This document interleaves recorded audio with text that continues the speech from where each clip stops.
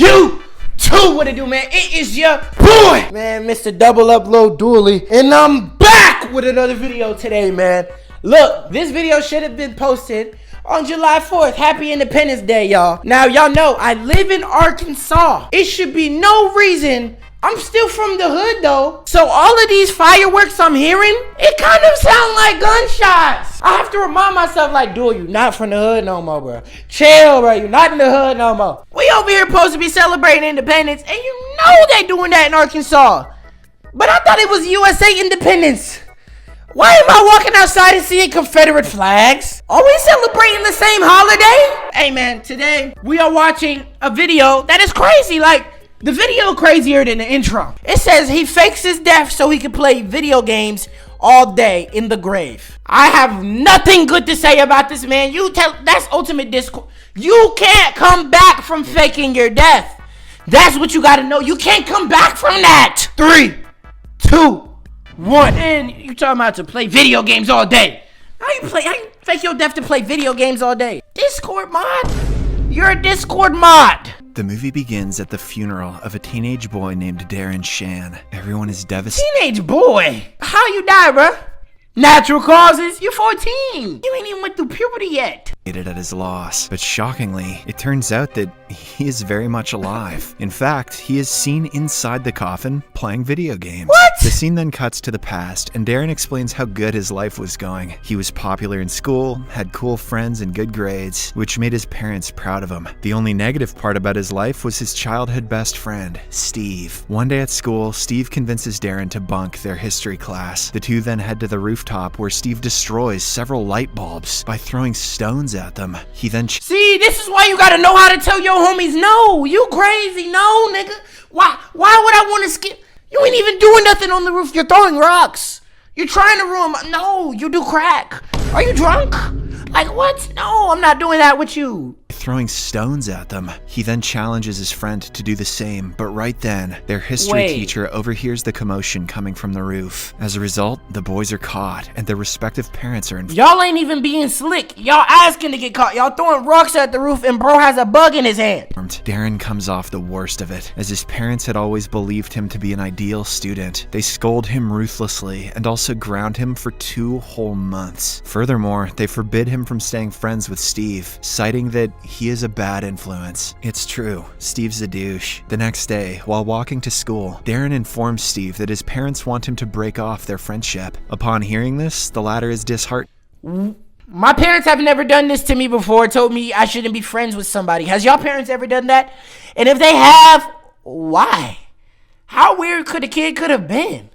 And he accuses Darren of never standing up for himself. As they quarrel, a limousine passes by and a man inside throws out a flyer, which lands in front of them. It turns out to be an invitation to a circus event called a freak show. The flyer claims that it is held once every 500 years. The boys recall their teacher giving them a warning against attending the show because of its illegal nature, but they nevertheless decide to go to the circus. White people in movies always tend to do suspicious stuff that makes me question y'all. In the Scary Movie, the white person always the first person answer the phone. You get a call from a random number, you answer. A person just drove by in a limousine and gave you something that said every 500 years you're asking to die. That just sound weird. 500? How do... Everybody who was at the party 500 years ago died. They done forgot about that shit. Later that night, Darren and Steve sneak out of their homes and head to the circus on their bicycles. It's revealed that the boys have peculiar interests. Darren is a big fan of spiders, while Steve is obsessed with vampires. At the venue, they buy a ticket from a dwarf, human-like creature hiding behind a curtain. However, when Steve hands it the cash, the creature bites his hand and runs away.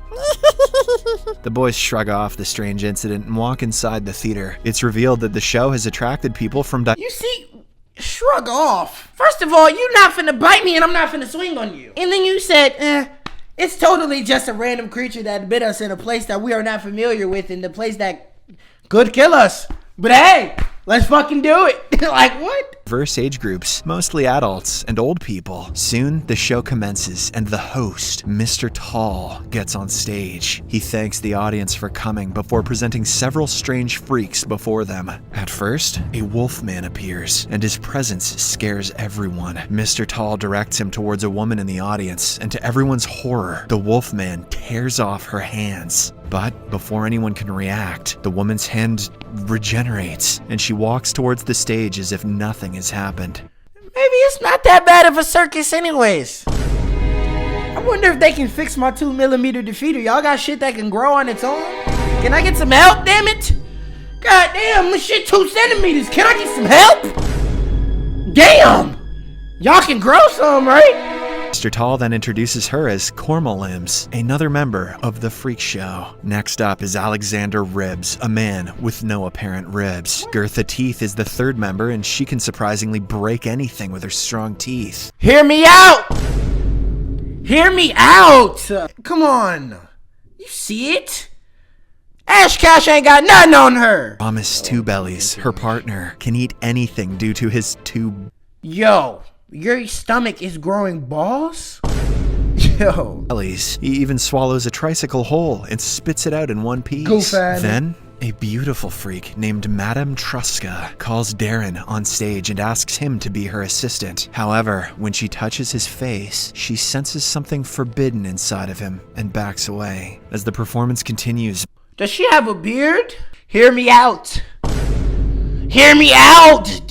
after her act, she unexpectedly calls for the show to be packed up. Despite her request, the next act, Larton Cresply, takes the stage with his spider partner, Octa. He impresses the crowd with a dance performance while playing an instrument. Steve recognizes Larton from a book about vampires and whispers to Darren that he is actually a vampire named Verhosten. Just then, the show is interrupted by police and townspeople, including the boys' history teacher. While the adults argue, Darren sneaks backstage and steals Octa, fascinated by its colorful appearance. But as he attempts to leave, he is these badass little kids now we're stealing spiders? Y'all just asking to get in trouble. Y'all like to do dumb shit. forced to hide when someone enters the room. To his surprise, Larton appears with an old man, discussing the threat posed by a group of hybrid vampires known as the Vampanese. I hope you're all writing this down, because I have no idea what the hell's going on. Me neither, Suddenly, dude. Steve barges in and begs them to turn him into a vampire. He says that he hates his life because he has no one. It turns out that Bro, see, you can't be... Bro, you can't say all of that shit if you're the one causing the pain in your life. Make some good decisions. You get some good outcomes, dude. It's common sense. You lack common sense. You have the mind of a 2-year-old. You act like a 2nd grader. Steve's father went missing long ago, while his mother is a drunkard. After a lot of convincing, Larton finally gives in and decides to taste his blood. However, the moment he puts it into his mouth, he realizes that Steve is a bad person. So, he refuses to turn the boy into a vampire, prompting him to storm off in anger. After a while, Larton finally realizes that his spider has gone missing, but before he can check the door, Darren freaks out and runs away. He then reaches the road where he is picked up by the same car from earlier. Inside, 2 men, Merlot and Mr. Tiny, start interrogating him. However, it is soon revealed that they picked up the wrong boy. They were actually looking for his friend Steve. So, they drop Darren off at his house, but not before informing him that they will be in touch. The following day, Darren takes Octa to school in his bag, hoping to keep her safe. However, before the class even starts, Steve spots them. You are a school threat! Taking spiders to school? You sit in the back of the class and nobody talks to you. What? Hey dude, you wanna see my spider? He starts playing with the spider and accidentally drops her on the floor, allowing her to escape. However, instead of trying to catch the spider, Steve chases her with an intent to kill, causing a lot of commotion in the halls of the school. Many students run away in fear, while some even get injured. Having had enough, Octa finally decides to act, so she bites Steve on his cheek before escaping through the window. As a result, the Spider-Man!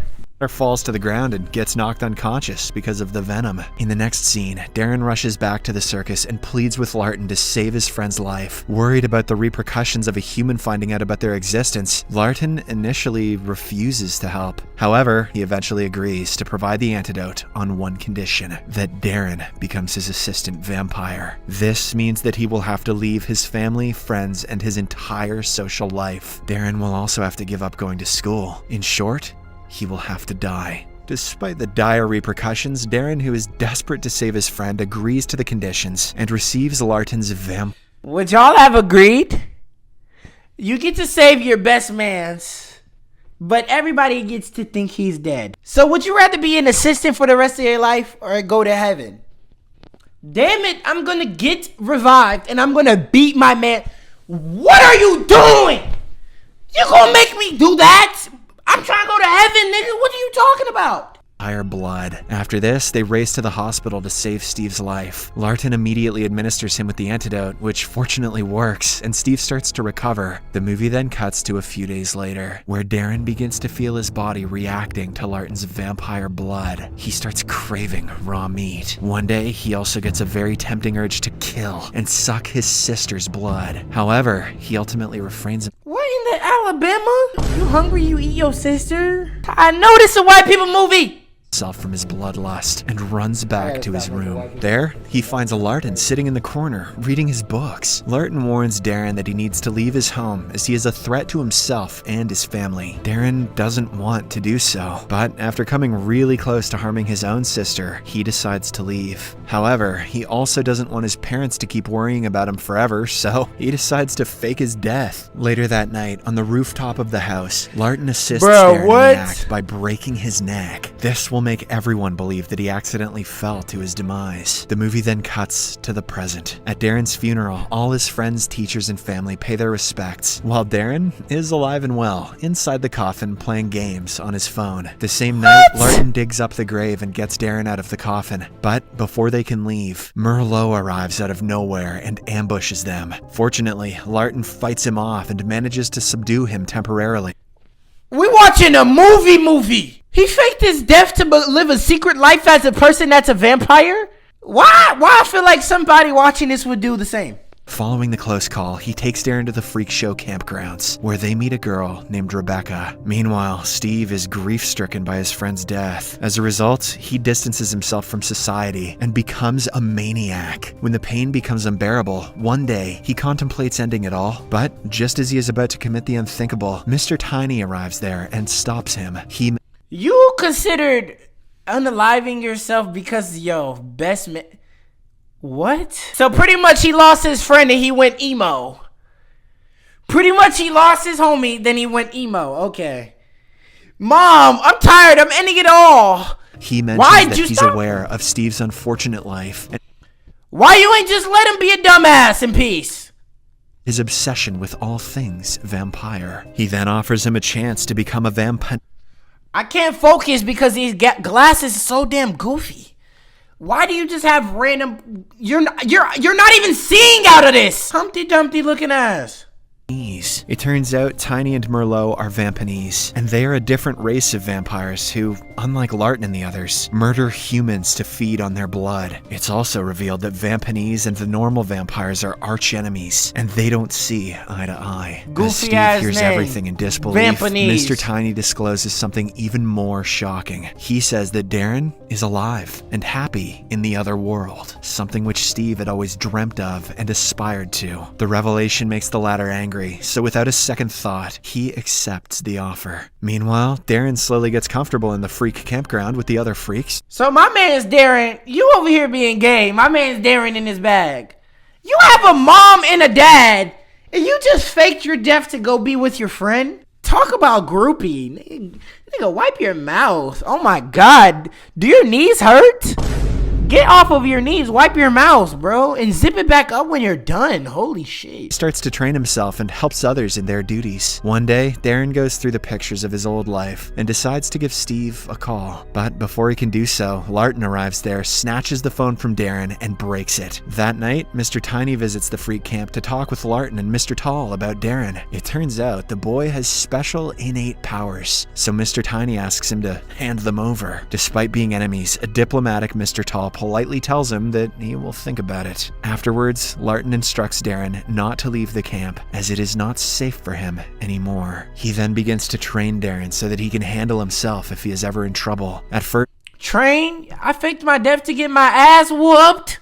the boy fails to lay a single hand on Larton, but as his training progresses, his skills and strength develop. On the other hand, Merlot turns Steve into a Vampanese, which gives him unreal powers. The boy also becomes more evil, and his first victim turns out to be none other than his history teacher. You gave me an F. F is for fangs. Woo! I like this dude automatically. You should have put your ex up there first, but the history teacher can get it too. I ain't gonna lie. Can you get my history teacher too? All of them. Take all of them, bro. I'll watch you do it too. And I'll tip you. Feel hungry. He starts craving for fresh blood. To remedy this, Larton takes him to a nearby farm and sedates a man. He says that vampires never kill people, they just borrow their blood. However, despite his hunger, Darren cannot bring himself to do it, so they return back to the camp. Shortly after, the freaks' peaceful campground is suddenly invaded by a group of ruthless Vampanese. Chaos ensues as the two sides engage in a brutal fight, resulting in a lot of bloodshed. It becomes clear that the Vampanese are searching for Darren, and soon enough, they find him hiding inside a costume room with Rebecca. The Vampanese A costume room! attack Darren and a fierce brawl breaks out, but fortunately, thanks She set you up. It's the girl's fault. What you mean the vamps caught you? The Vampanese? They done caught you lacking with a girl? Easiest way to catch you lacking. She set you up. to the timely arrival of Larton, Mr. Tall, and the other freaks, the fight is eventually broken off, and Darren is saved from certain doom. However, when the dust settles, it is revealed that Merlot has kidnapped Rebecca. The following morning, Darren sets off to find her, as he blames himself for the entire incident. In the meantime, Mr. Tiny kidnaps his family, hoping to lure him into a trap. After a while, Darren arrives at his home and finds it empty. He then notices a flyer on the table inviting him to the circus. Meanwhile, Larton also decides to join in on the fight, and so he gathers his weapons. In the next scene, Darren makes his way to the circus, where he finds Rebecca and his family tied and hung up on the wall. He is also perplexed to see Steve with the Vampanese. Nevertheless, he attacks his former best friend without any hesitation, while Larton also And arrives. then, of course, the best friend gonna smile. Nigga, you just died for him. You gonna fight him? You don't just want to fight him, nigga. That smile look like you, He attacks his former best friend without any Look at that smile. He just grabbed you and put you on the wall. You liked that. That's how I look at my shorty, bruh. hesitation, while Larton also arrives and starts tussling with Merlot. As Darren has not consumed any blood, he becomes very weak and easily gets bruised as compared to Steve. But right then, Rebecca frees herself and orders Darren to drink her blood so that he can get his energy back. Initially, he refuses Looks like you just gonna die. What? Drink your blood? No. No. No. Not even Ice Spice. Yeah. No. to comply, but when She Rebecca think I'm assures him green. that she will be fine, he sucks her blood. Elsewhere, Larton ends up being wounded very badly, but despite this, he uses the last of his strength and stabs Merlot right in his heart, killing him. Immediately afterwards, Darren starts to fight with Steve again, while Mr. Tiny watches from a distance. Having had enough, he decides to intervene and stop them. Mr. Tiny resuscitates Merlot using his special powers by turning him into a dwarf creature. He then asks the two boys to come with him. Amazed by his power, What did he ask the two boys to do? Steve immediately obliges, but Darren does not. In the aftermath of the showdown, Larton hypnotizes Darren's family so that their recent memory is wiped. This way, they won't remember the supernatural events that took place right in front of their eyes. The movie ends as Darren returns back to the camp, where all of the freaks welcome him warmly and make him feel home. Crazy video. This is a crazy video. But how is he gonna charge his phone inside of that coffin? That's crazy. Look, man, I give a shout out to 4 people every video, and the 4 people I'm shouting out this video are right here. If you want to get a shout out like these 4 people right here that are amazing and awesome, all you have to do is hit the like button and let me know that you did in the comment section. You can get a shout out. I'm gone!